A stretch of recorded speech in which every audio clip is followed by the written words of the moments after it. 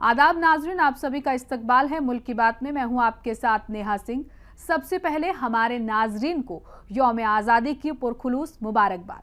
आइए खबर शुरू करने से पहले एक नजर सुर्खियों पर। यमन के हूती ने इजराइल को दी चेतावनी, ग्रेटर इजराइल के प्लान के खिलाफ मुहिम जारी रहेगी। जामिया यूनिवर्सिटी में 79वां यौम आज़ादी मनाया गया। वतन परस्ती के जज्बे के साथ जामिया में गूंजी आजादी की खुशियाँ। 79वें यौम आज़ादी पर गूंज रही है नवाब मज्जू खां की कुर्बानी की कहानी। आज भी दिलों में जिंदा है नवाब मज्जू खां का नाम। सेमीकंडक्टर के बहाने चीन और अमेरिका पर निशाना, भारत न्यूक्लियर वॉर की धमकी नहीं सहेगा, पीएम ने कहा। 79वें यौम आज़ादी की राहुल गांधी ने दी मुबारकबाद। अरविंद केजरीवाल ने भी दी मुल्कवासियों को मुबारकबाद। नीतीश कुमार ने 15 अगस्त पर गांधी मैदान में फहराया झंडा। अगले 5 साल में 1 करोड़ नौजवानों को नौकरी रोजगार का प्लान। यौम आज़ादी पर सीएम रेखा गुप्ता का वीर बहादुरों को नमन। यौम आज़ादी पर मुल्कवासियों को दी मुबारकबाद। 15 अगस्त पर सीएम योगी का तबसरा, यूपी में पहले होते थे दंगे, अब मिल रही नौकरी। बिहार वोटर लिस्ट मामले में सुप्रीम कोर्ट का बड़ा तबसरा। सुप्रीम कोर्ट ने कहा 65 लाख लोगों के नाम आम करे इलेक्शन कमीशन। यौम आज़ादी पर बुलडोजर एक्शन पर गरजे सपा एमपी, कहा योगी हुकूमत कानून को ले रही आड़े हाथों। यूएस लगाएगा भारत पर और भारी टैरिफ, अमेरिकी फाइनेंस वजीर ने दी वार्निंग।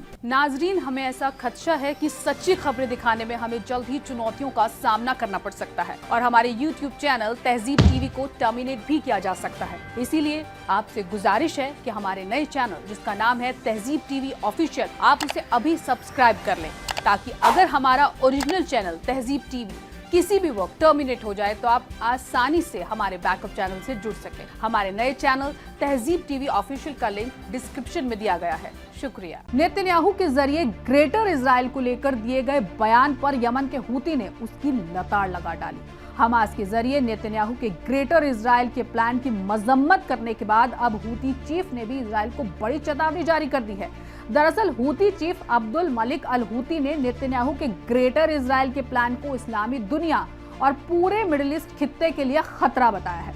हूती चीफ ने खबरदार करते हुए कहा कि इजराइल को रोकने के लिए यमन के हूती और गजा में हमास हर मुमकिन कोशिश जारी रखेंगे और किसी भी हाल में इजराइल के नापाक मंसूबों को पूरा नहीं होने देंगे।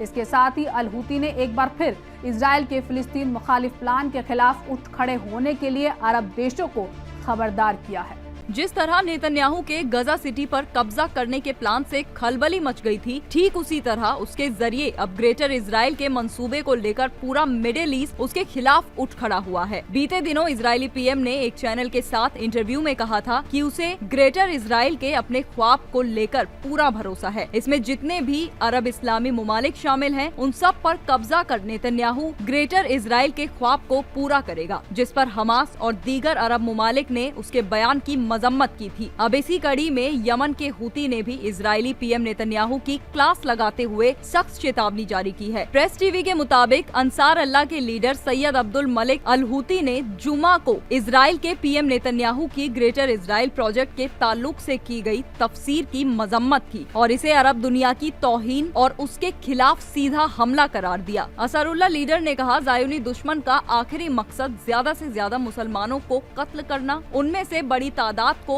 हिजरत पर मजबूर करना और बाकी पर गालिब आना है। हूती ने कहा कि इजराइल और अमेरिका के मौत के जाल रोजाना गजा के लोगों की जान ले रहे हैं। बच्चों को निशाना बनाना ज़ियोनी हुकूमत की बेरहमी, जुर्म, वहशियत और आलमी कानून के तई उसकी बेहिसी को उजागर करता है। हूती ने कहा, इजरायली हुकूमत का अमली और सियासी नजरिया अरबों का कत्लेआम करना है और यही सब इजराइल के ग्रेटर इजराइल के प्लान का हिस्सा है। वहीं अरब देशों की खामोशी पर तबसरा करते हुए कहा कि नेतन्याहू के जरिए पूरे इस्लामी उम्मा पर निशाना साधने के बावजूद किसी भी अरब लीडर ने इजराइल को जवाब देने की हिम्मत नहीं की। उन्होंने आगे कहा कि ये चुप्पी और बेहिसी बहुत फिक्रमंद है। अरब देशों को चाहिए कि वो नींद से जागे। अल हूती ने इजराइल को चेताया कि हमास और हूती हर हाल में गजा के लिए लड़ते रहेंगे और किसी हाल में इजराइल के नापाक इरादों को पूरा नहीं होने देंगे। जामिया मिलिया इस्लामिया ने भारत का 79वां यौम आज़ादी बेहद जोश, यकजहती और वतन परस्ती के जज्बे के साथ डॉक्टर एम.ए. अंसारी ऑडिटोरियम के अहाते और faculty of engineering and technology के ऑडिटोरियम में मनाया। इस मौके पर जामिया के वाइस चांसलर प्रोफेसर मजहर आसिफ, रजिस्ट्रार प्रोफेसर मोहम्मद मेहताब आलम रिजवी, DSW प्रोफेसर नीलोफर अफजल समेत तमाम फैकल्टीज के डीन, शोबाए सदरात, असातिजा और तलबा की पुरअसर मौजूदगी ने तकरीब को खास अहमियत और वकार बख्शा। प्रोग्राम का आगाज आगाज वीसी प्रोफेसर मजहर आसिफ और रजिस्ट्रार प्रोफेसर मोहम्मद मेहताब आलमी रिजवी की आमद से हुआ, जिनका इस्तकबाल एनसीसी अफसरान और कैडेट्स ने पूरे एहतराम और शुजाअत के साथ किया। वीसी और रजिस्ट्रार ने फख्र के साथ कौमी परचम बुलंद किया। कौमी तराने की गूंज ने माहौल को बेमिसाल कौमी फख्र और यकजहती के जज्बे से भर दिया।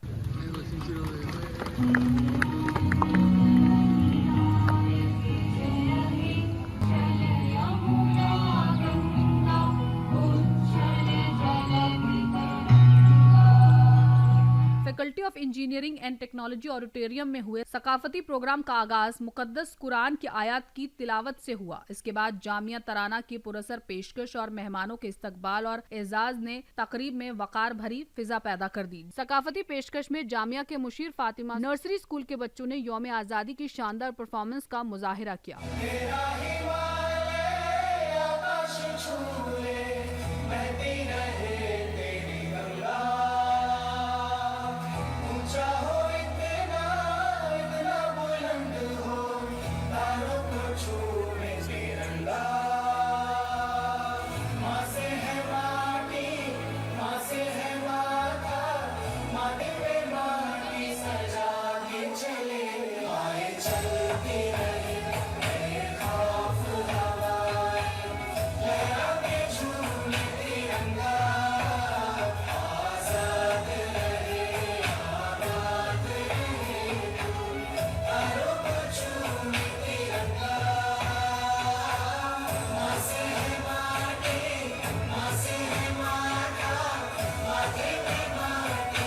बेहतरीन परफॉर्मेंस ने तमाम समाइन का दिल जीत लिया और तालियों की गड़गड़ाहट से faculty of engineering and technology का ऑडिटोरियम गूंज उठा।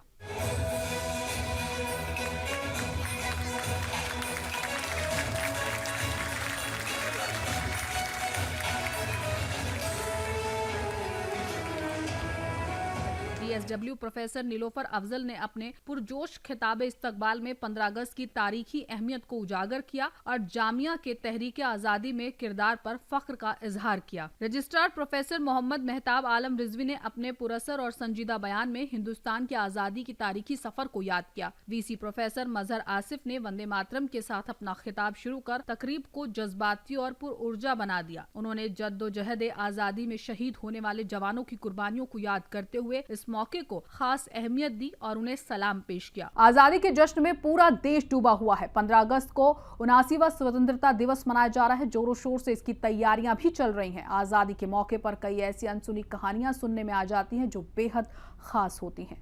ऐसी ही एक कहानी है मुरादाबाद के नवाब मज्जू खां की, जिनकी कुर्बानी को लोग आज भी याद करते हैं। नवाब मज्जू खान की याद में मुरादाबाद के गलशहीद चौराहे पर गेट भी बना हुआ है। 1858 में अंग्रेजों के खिलाफ नवाब मज्जू खान ने जो आवाज उठाई थी वो उनकी शहादत के बाद भी उठती रही। ये आवाज इतनी बुलंद हो गई कि देश के कोने कोने में आजादी के लिए लोगों ने बढ़ चढ़कर लड़ाई लड़ी और अपनी जान देकर देश को आजाद कराया। संग्राम के इन शहीदों को आज पूरा देश सलाम कर रहा है। हाजी वकी रशीद ने बताया कि शहीद वतन नवाब मज्जू खान, जिन्हें वो आखिरी नवाब कहते हैं, उन्होंने बताया कि नवाब मज्जू खान मुरादाबाद के इतिहास की बुलंद शख्सियत हैं। पूरे उत्तर भारत के अंदर जो अंग्रेजों का कब्जा था उसमें मुरादाबाद एक ऐसी जगह थी जिसे सबसे आखिर में अंग्रेज फतेह कर पाए थे। उन्होंने बताया कि यहाँ जो किला था वो आखिरी किला था जिसे अंग्रेजों ने सबसे आखिर में फतेह किया था। हर साल जिले के बड़े अफसर नवाब मज्जू खां के मजार पहुँचते हैं। इस बार भी मुरादाबाद के SP सिटी कुमार रणविजय सिंह ने नवाब मज्जू खान मजार पहुंचकर चादर पोशी की। आज यौम आज़ादी के मौके पर समाजवादी पार्टी के रुकन पार्लियामेंट जियाउर रहमान बर्क एक प्रोग्राम में शामिल होने के लिए संभल के आचार्य मुक्तेश हकीम सरस्वती इंटर कॉलेज पहुंचे। इस दौरान उन्होंने अपने खिताब में उत्तर प्रदेश में लगातार हो रही बुलडोजर कार्रवाई को लेकर योगी हुकूमत को आड़े हाथों लिया। उत्तर प्रदेश समेत पूरे मुल्क में जोरों शोर से 79वां यौम आज़ादी मनाया गया। जश्न आज़ादी के एक प्रोग्राम में समाजवादी पार्टी के सांसद जियाउर रहमान बर्क ने भारतीय जनता पार्टी की क़यादत वाली हुकूमत पर सख्त हमला किया। जियाउर रहमान बर्क ने योगी हुकूमत पर शहरी हुकूक को पामाल करने का इल्जाम लगाया। उन्होंने बुलडोजर एक्शन पर सत्ताधारी योगी हुकूमत को घेरते हुए कहा कि ये सिर्फ मकानों और दुकानों पर नहीं चल रहा, बल्कि ये आवाम के आईनी हुकूक को रौंदने की कार्रवाई है। उन्होंने आगे कहा, कोर्ट के हुक्मात को हुकूमत नजरअंदाज नजरअंदाज कर रही है और पुलिस इंतजामिया को खुद ही सजा देने का हक मिल गया है। आजादी के दिन वजीर आजम नरेंद्र मोदी ने लाल किले से किसानों, जवानों और नौजवानों को खिताब किया। उन्होंने पाकिस्तान को लताड़ते हुए सिंधु पानी के मुआहदे को नाइंसाफी करार दिया और कहा कि हिंदुस्तान अपने हक का पानी लेकर रहेगा। मुल्क के 79वें यौम आजादी पर वजीर आजम नरेंद्र मोदी ने लाल किले की प्राचीर से किसानों, जवानों और नौजवानों को खास पैगाम दिया। उन्होंने जवानों का जिक्र करते हुए पाकिस्तान को सख्त लताड़ा और सिंधु के पानी की बात कर किसानों के हक की हिमायत की। मोदी ने कहा, भारत ने तय कर लिया है कि खून और पानी एक साथ नहीं बहेगा। अब मुल्क के लोगों को अच्छे से मालूम हो गया है कि सिंधु का मुआहदा कितनी नाइंसाफी और एक तरफा है। उन्होंने नौजवानों से देसी फाइटर जेट इंजन बनाने की बात कहकर अमेरिका को भी पैगाम दिया और सेमीकंडक्टर का जिक्र करके चीन को भी निशाना बनाया। वजीर आजम ने कहा, भारत की नदियों का पानी दुश्मनों के खेतों को सींच रहा है, जबकि मेरे मुल्क के किसान और मेरी जमीन पानी के बिना प्यासी है। ये ऐसा मुआहदा था जिसने पिछले 7 दशकों से किसानों का नाकाबिले तसव्वुर नुकसान किया है। 79वें यौम आजादी के मौके पर ऑपोजिशन लीडर राहुल गांधी, दिल्ली के साबिक सीएम अरविंद केजरीवाल, दिल्ली के साबिक डिप्टी सीएम मनीष सिसोदिया ने सभी मुल्क वासियों को मुबारकबाद दी। राहुल गांधी ने इस दौरान कहा कि इस अनमोल धरोहर के फख्र और एजाज की हिफाजत करना हम सब का फर्ज है। लोकसभा में ओपोजिशन लीडर और कांग्रेस एमपी राहुल गांधी, दिल्ली के साबिक सीएम और आम आदमी पार्टी के कौमी कन्वीनर अरविंद केजरीवाल ने मुल्क वासियों को 79वें यौम आजादी पर मुबारकबाद दी। ओपोजिशन लीडर राहुल गांधी ने आजादी के मतवालों को याद करते हुए सोशल मीडिया प्लेटफॉर्म एक्स पर पोस्ट किया। पटना में वजीर आला नीतीश कुमार ने गांधी मैदान में परचम लहराया। उन्होंने मुल्क की हिफाजत करने वाले फौजियों को सलाम पेश किया। नीतीश कुमार ने कहा कि बिहार के लोगों ने हमेशा कौमी तामीर में बढ़ चढ़कर हिस्सा लिया है। उन्होंने 2005 से अब तक सूबे में हुए तरक्की के कामों की तफसील पेश की। आजादी के दिन के मौके पर बिहार के वजीर आला नीतीश कुमार ने पटना के तारीखी गांधी मैदान में तिरंगा फहराया। इस मौके पर उन्होंने हिंदुस्तानी फौज के जानबाजों के हौसले और कुर्बानी को सलाम किया और बिहारियों के कौमी तामीर में हिस्से की तारीफ की। नीतीश कुमार ने 2005 से अब तक के तरक्की के कामों का तफसील से जिक्र करते हुए कानून, निजाम, तालीम, सेहत, रोजगार, ख्वातीन की मजबूती और खेती बाड़ी जैसे शोबों में हुई तरक्की पर जोर दिया। भारत आज अपना 79वां आजादी का दिन पूरे फख्र के साथ मना रहा है। मुल्क भर में आजादी के ये पर्व तिरंगे के एहतराम और मुल्क परस्ती के जज्बे के साथ मनाया जा रहा है। इस मौके पर दिल्ली की वजीर आला रेखा गुप्ता ने सूबेवासियों को आजादी के दिन की दिली मुबारक और नेकी की दुआएं दी। सीएम रेखा गुप्ता ने आजादी की जंग में अपने जान न्योछावर करने वाले वीर सपूतों को खिराजे अकीदत पेश किया और कहा कि उनका हौसला, कुर्बानी और बलिदान ही हमारी आजादी की बुनियाद है। सीएम रेखा गुप्ता ने कहा कि 15 अगस्त 1947 का दिन हिंदुस्तान की तारीख में सुनहरे हरफों में दर्ज है, जब बरसों की गुलामी से निजात मिली। उत्तर प्रदेश में 79वां यौम आजादी पूरे जोशो खरोश के साथ मनाया गया, जहां वजीर आला योगी आदित्यनाथ ने विधान भवन पर परचम लहराया। उन्होंने ऑपरेशन सिंदूर में फौज की जुर्रत और बहादुरी की तारीफ की और सूबावासियों को मुबारकबाद पेश की। उत्तर प्रदेश ने 79वां यौम आजादी बड़े ही धूमधाम से मनाया है। इस मौके पर लखनऊ में विधान भवन के सामने मुनक्किद प्रोग्राम में वजीर आला योगी आदित्यनाथ ने परचम लहराया। इस दौरान सीएम योगी ने सूबे के लोगों को यौम आजादी की मुबारकबाद दी। उन्होंने ऑपरेशन सिंदूर के बारे में कहा कि भारत की फौज का शौर्य और सामर्थ्य ऑपरेशन सिंदूर में साफ नजर आया है। उन्होंने कहा कि हम उन जवानों को सलाम करते हैं जिन्होंने दुश्मनों के छक्के छुड़ा दिए। साथ ही सीएम योगी ने कहा कि आज यूपी तेजी से तरक्की कर रहा है। बतौर जिक्र सीएम योगी ने इससे पहले मुख्यमंत्री आवास पर भी परचम लहराया। सीएम योगी ने कहा, मैं तमाम उत्तर प्रदेश के शहरियों, देहाती भाइयों और बहनों को यौम आजादी की दिल से मुबारकबाद देता हूँ। सुप्रीम कोर्ट ने बिहार में वोटर लिस्टों के खास गहन रिवीजन को चैलेंज करने वाली दरख्वास्तों पर समाअत करते हुए पूछा कि अगर 22 लाख लोगों की मौत हुई है तो बूथ स्तर पर इनका इंकिशाफ क्यों नहीं किया गया। कोर्ट ने इस मामले में वजाहत मांगी है। बिहार में वोटर लिस्टों के खास गहन पुनरीक्षण को चैलेंज करने वाली दरख्वास्तों पर समाअत करते हुए सुप्रीम कोर्ट ने कहा कि अगर 22 लाख लोगों की मौत हुई है तो बूथ सतह पर इसका इंकिशाफ क्यों नहीं किया जाता। जस्टिस सूर्यकांत ने कहा कि इलेक्शन कमीशन ने बताया है कि लिस्ट से हटाए गए 65 लाख नामों में से 22 लाख लोग इंतकाल पा चुके हैं। अगर 22 लाख लोगों की मौत हुई है तो बूथ सतह पर इसका इंकिशाफ क्यों नहीं किया जाता। हम नहीं चाहते कि शहरियों का हक सियासी जमातों पर मुनहसिर हो। सुप्रीम कोर्ट ने इलेक्शन कमीशन को हिदायत दी है कि वो बिहार की मसौदा वोटर लिस्ट से बाहर किए गए या हटाए गए तकरीबन 65 लाख लोगों की फहरिस्त, उनके हटाए जाने की वजह समेत जिला इंतखाबी अफसर की वेबसाइट पर आवाम के लिए जारी करें। दिल्ली में आज 15 अगस्त के मौके पर एक बड़ी तिरंगा बाइक रैली का इनेकाद किया गया। इस मौके पर साबिक एमपी और बीजेपी के सीनियर लीडर रमेश बिदूड़ी ने कहा कि आज मुल्क आजादी का जश्न मना रहा है। हम अपने फौजियों की इज्जत और सिंदूर ऑपरेशन की कामयाबी के लिए बाइक रैली का इनेकाद कर रहे हैं। कोई हमें धमकी देने की कोशिश करे, अगर कोई ये कहे हमारे पास परमाणु बम है और कोई ये कहे कि हम भारत के अंदर व्यापारिक संबंध खत्म कर देंगे, तो अपने दिमाग से निकाल दे। भारत आत्मनिर्भरता के साथ आगे बढ़ रहा है और मोदी के नेतृत्व में 2047 तक जहां भारत की गिनती होती थी, पाकिस्तान एक भूखमरा कंगला देश के साथ में भारत की 70 साल तक आज बराबरी लोग वहां किया करते थे।